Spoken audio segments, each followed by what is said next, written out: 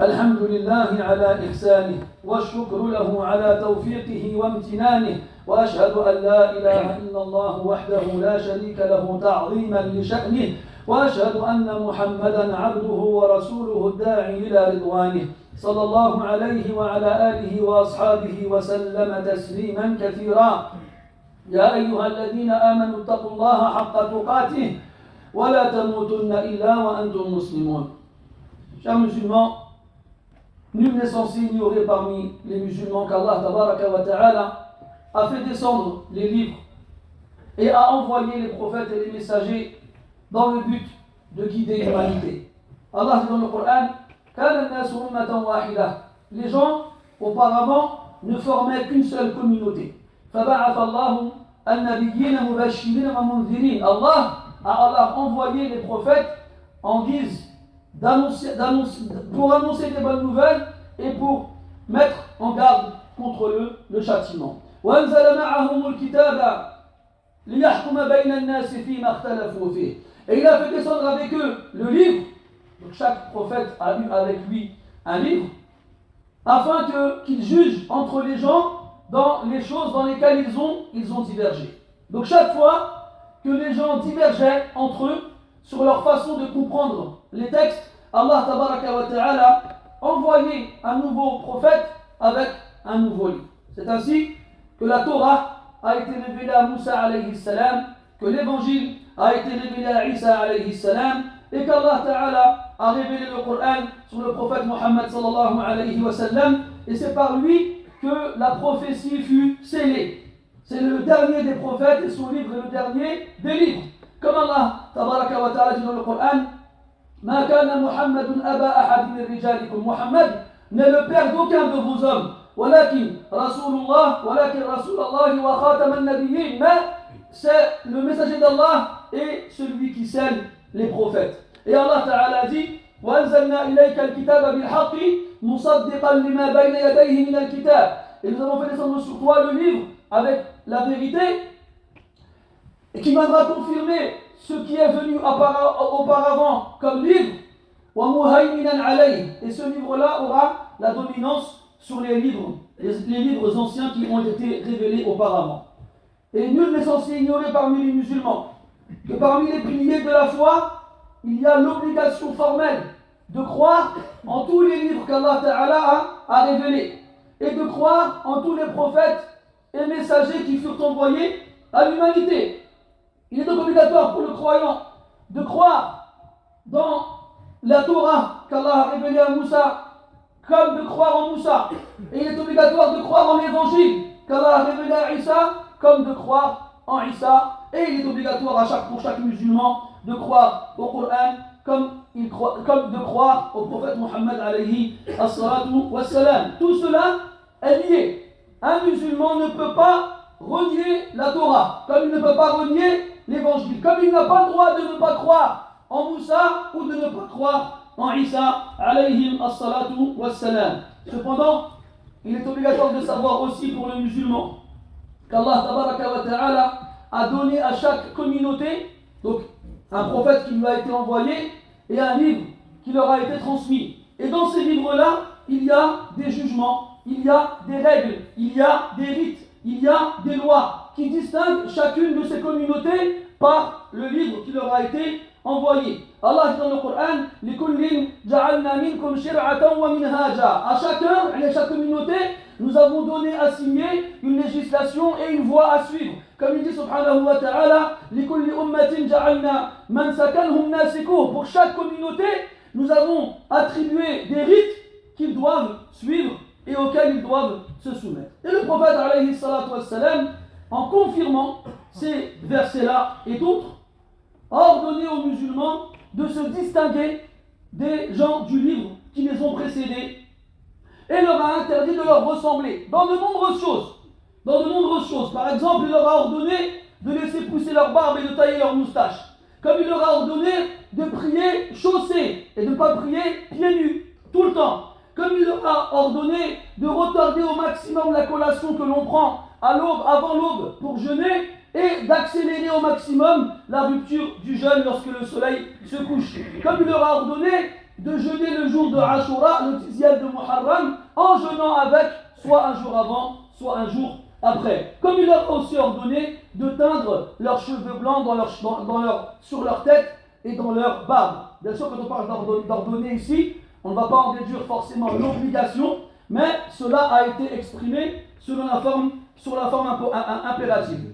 Aussi, le prophète alayhi salatu wassalam nous a interdit de prendre les tombeaux des prophètes et d'en faire des lieux de prière. Comme il nous a interdit de souffler dans le clairon ou de sonner la cloche pour informer les gens que c'est l'heure de la prière. Comme il nous a interdit de nous lever lorsqu'une personne importante rentre dans la pièce où on se trouve, ou de nous prosterner devant eux en guise de respect et de salutation. Comme il nous a interdit de délaisser le fait de manger avec son épouse lorsque celle-ci est indisposée. Comme il nous a aussi interdit d'enchaîner 2 jours de jeûne sans rompre le jeûne entre les deux jours. Tous ces ordres et toutes ces interdictions reposent sur une base commune qui est l'obligation de se distinguer des gens du livre qui nous ont précédés. Le prophète alayhi salatu wassalam nous a informé que chaque communauté a une fête qui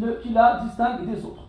Une ou plusieurs fêtes qui les distinguent des autres. Et le prophète alayhi salatu wassalam nous a dit que ces fêtes-là chez nous étaient Eid al-Fitr et Eid al-Adha. Donc le premier jour de Shawwal, celui qui suit le mois de Ramadan, et le 10e jour de Dhul Hijjah, lorsque l'on va procéder au sacrifice, comme vous le savez tous. Et le prophète, alayhi salatu wassalam, lorsqu'il est arrivé à Médine, il a trouvé que les habitants de Médine, les Médinois, les Ansar, avaient 2 jours dans l'année dans lesquels ils faisaient des festivités. Le prophète les a interrogés, alayhi salatu wassalam, pourquoi? Quels sont ces 2 jours pour vous?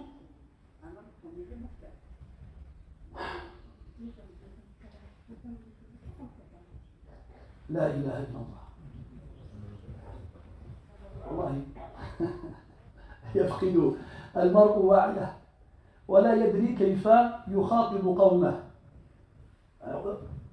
أمرنا أن نخاطب الناس حسب عقولهم.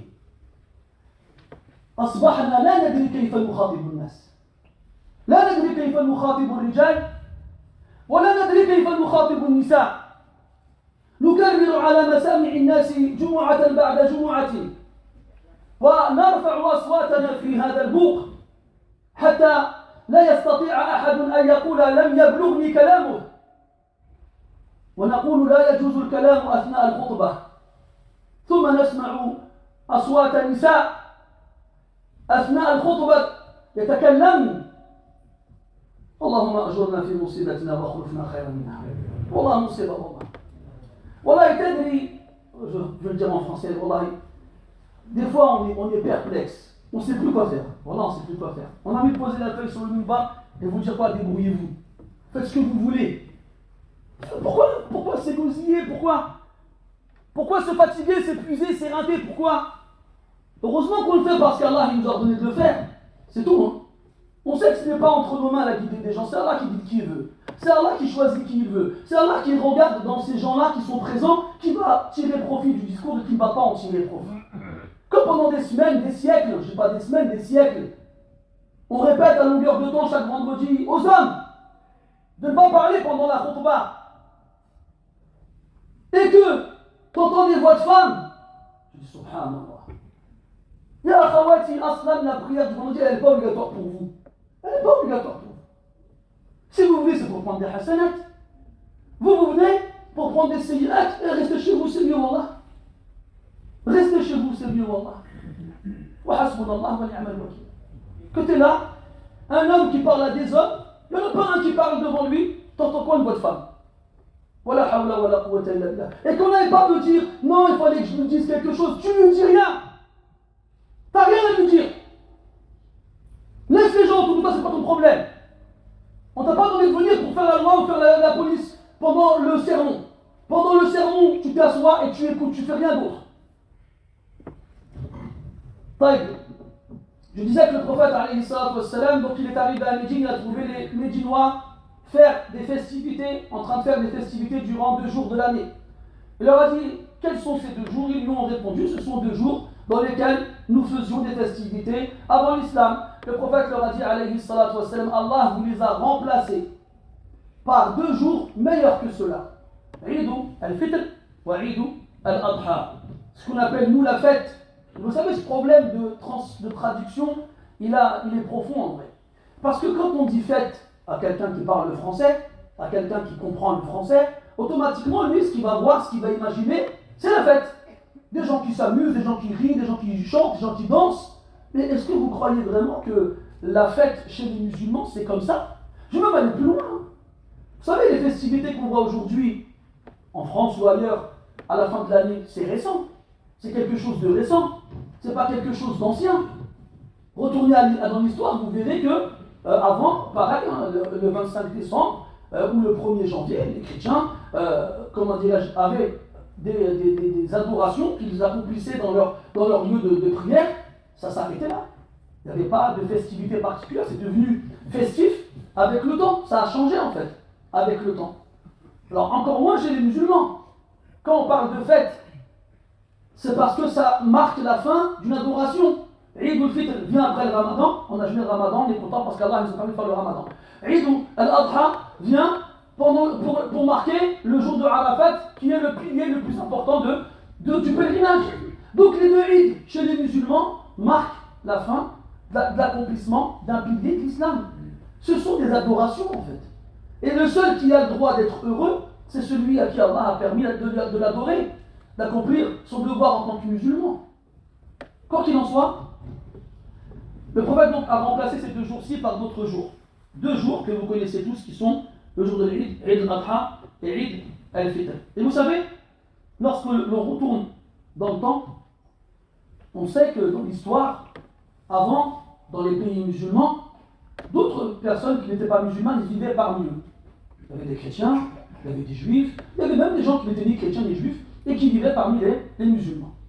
Ces gens-là faisaient leurs festivités lorsqu'ils en avaient dans leur calendrier respectif. Et pourtant, on a beau chercher dans l'histoire et dans les livres de fiqh, on ne trouve pas de savants qui jugeaient utile d'expliquer aux musulmans qu'il ne fallait pas leur souhaiter leur fête, parce que ce sont les leurs et pas les nôtres, comme il ne fallait pas les fêter. D'accord? Mais les choses ont changé. Avant, ils étaient dans nos pays et ils vivaient avec nous, et pourtant, on ne faisait pas comme eux.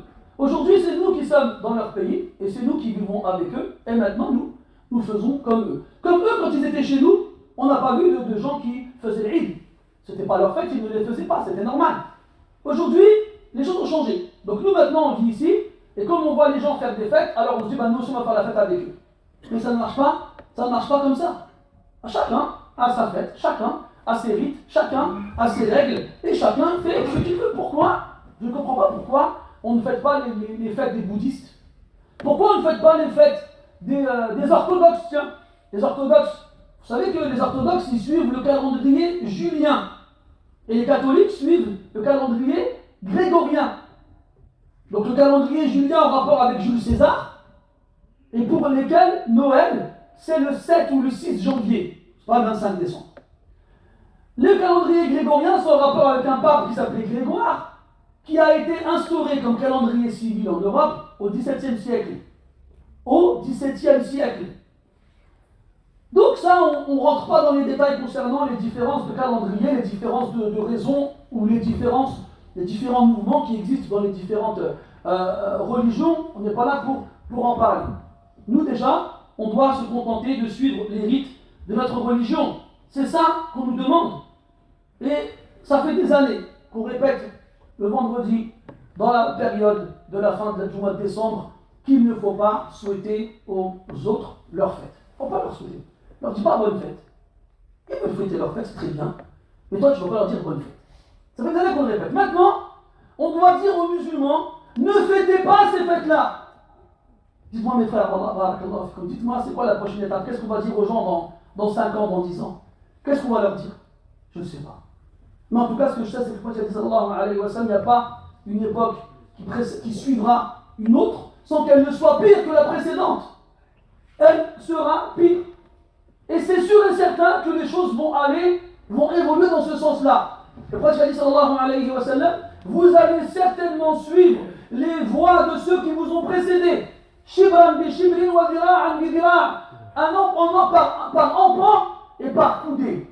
Par empan et par coudée. Au début, vous allez les suivre empan par empan. L'empan, c'est la distance qu'il y a entre ton petit doigt et ton pouce. Ce sera un peu. Puis après, ce sera des grands pas, par coudée. Jusqu'à ce que s'ils rentraient dans l'antre, dans le terrier d'un gros lézard, eh ben vous les suivriez dans ces terriers-là. Pourquoi il a dit sallallahu alayhi wa sallam? Effectivement, plus le temps avance et plus on constate la véracité de ses propos alayhi as-salatu was-salam. Chers musulmans, Allah dit dans le Coran, وَلَوْ شَاءَ رَبُّكَ, si ton Seigneur avait voulu, لَجَعَلَ النَّاسَ أُمَّةً وَاحِدَةً, il aurait fait des gens une seule communauté. Mais non, ce ne sont pas qu'une seule communauté. Il y a plusieurs communautés, avec chacune ses règles, ses jugements, ses adorations, ses rites et ainsi de suite. وَلَوْ شَاءَ رَبُّكَ لَجَعَلَ النَّاسَ أُمَّةً وَاحِدَةً وَلَا يَزَالُونَ مُخْتَلِفِينَ. Et ils ne cesseront de diverger entre eux. Ils ne cesseront de diverger entre eux. Comme on regarde tous ceux qui suivent une religion sur terre, il y a plein de différences entre eux. Dans la croyance, dans la pratique, dans le comportement, dans les relations, dans toutes choses, il y a énormément de différences, il y a énormément de divergences. Et ils ne cesseront de diverger, sauf celui à qui ton Seigneur a fait miséricorde. Ce sont ceux qui ne divergeront pas. Pourquoi? Parce qu'ils suivront une voie claire, de jour comme de nuit, celle du prophète alayhi as-salatu was-salam. Donc Allah Ta'ala nous a informé que les gens ne cesseront de diverger et que ceux qui ne divergent pas sont ceux qui sont touchés par sa miséricorde, comme il nous a interdit d'être comme ceux qui ont divergé. Et ne soyez pas comme ceux qui se sont dispersés et qui ont divergé après que les preuves claires et évidentes leur soient parvenues. Les preuves sont venues et pourtant ils se sont dispersés et ont divergé. Il ne faut pas être comme cela. Le prophète nous a prouvé, sallallahu alayhi wa sallam, à quel point il fallait se distinguer des autres, au point où les gens du livre à l'époque du prophète alayhi sallam le voyaient et disaient: mais qu'est-ce qu'il a cet homme? Il n'y a pas une chose qu'on fait sans qu'il nous contredit dedans. C'est les gens du livre qui ont dit ça en voyant le prophète agir alayhi sallam. Est-ce que vous pensez vraiment que le prophète, il est vivant aujourd'hui, il va fêter les fêtes des autres? Il ne l'a pas fait de son vivant, alayhi sallam, il va le faire aujourd'hui. Pourquoi alors suivre ceux dont on nous a ordonné de nous distinguer d'eux et délaisser celui dont on nous a ordonné de le prendre comme modèle et comme exemple? Là, cela est strictement interdit. Et si vraiment on veut réussir ici-bas et dans l'au-delà, on doit faire preuve de piété, craindre Allah subhanahu wa ta'ala et se distinguer de ceux à qui Allah a ordonné de nous distinguer d'eux et suivre celui à qui Allah nous a ordonné de suivre. Et pour finir, je lirai ces versets où Allah Ta'ala dit: وَلَقَدْ آتَيْنَا بَنِي إِسْرَائِيلَ الْكِتَابَ وَالْحُكْمَ وَالنُّبُوَّةَ. Assurément, nous avons donné aux fils d'Israël al-kitab, le livre, wal-hukma, le pouvoir, le jugement, wal-nubuwa, la prophétie. وَرَزَقْنَاهُمْ مِنَ الطَّيِّبَاتِ, et on leur a donné de toutes bonnes choses. وَفَضَّلْنَاهُمْ عَلَى الْعَالَمِينَ, et on les a préférés sur tous les autres peuples à leur époque. وَآتَيْنَاهُمْ بَيِّنَاتٍ مِنَ الْأَمْرِ, comme on leur a donné des preuves évidentes leur indiquant ce qu'ils doivent faire. Ils n'ont divergé qu'après que la science leur soit parvenue en s'agressant les uns les autres.